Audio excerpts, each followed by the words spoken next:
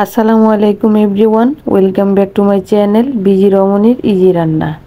আজকে আমি খুব সহজেই একটি রেসিপি তৈরি করে দেখাবো, যেটা কি না আপনারা খুব অল্প সময়েই রেসিপিটি তৈরি করতে পারবেন।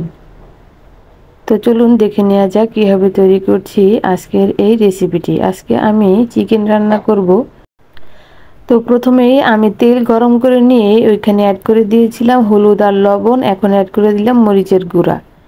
এরপর এখানে দিয়ে দেব ধুয়ে রাখা চিকেনগুলো। এতে করে চিকেনের কালারটা অনেক সুন্দর আসবে, এজন্য আমি গরম তেলের ভিতরে মশলাগুলো দিয়ে দিয়েছি। এখন মাটির চুলার হাই হিটে এখন এগুলোকে আমি পেঁয়াজ কুচি দিয়ে ভালোভাবে ভেজে নেব।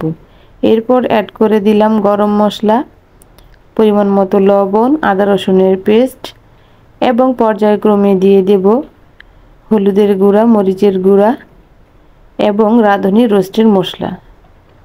যখনই আপনাদের হাতে সময় খুব কম থাকবে তখন আপনারা চিকেনটা এভাবে রান্না করে খেয়ে দেখবেন এটা কত বেশি মজা লাগে। তো এখানে আমি রাঁধুনি রোস্টের মশলা দিয়ে দিলাম। এরপর একটু ভালোভাবে নেড়েচেড়ে নিচ্ছি। চুলার আঁচটা কিন্তু আমি বাড়িয়েই রেখেছি, আর এমনিতেও কিন্তু মাটির চুলার রান্না অনেক বেশি মজা হয়। এরপর এখানে আমি অ্যাড করে দিলাম টমেটো কিউব করে রাখা। দেন এখানে এগুলোকে একটু ভালোভাবে কষিয়ে নিয়ে এরপর অ্যাড করে দিলাম টক দই। আপনাদের ঘরে যদি টক দই না থাকে তাতেও কোনো সমস্যা নেই, হাতে থাকা উপকরণ দিয়ে ঘরে যা থাকে তা দিয়ে কিন্তু রান্নাটা কমপ্লিট করে নিতে পারবেন।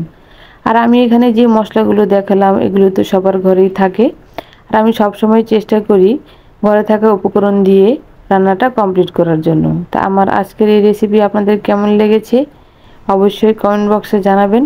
সবাই ভালো থাকবেন, সুস্থ থাকবেন, এ প্রত্যাশায়। আল্লাহ হাফেজ।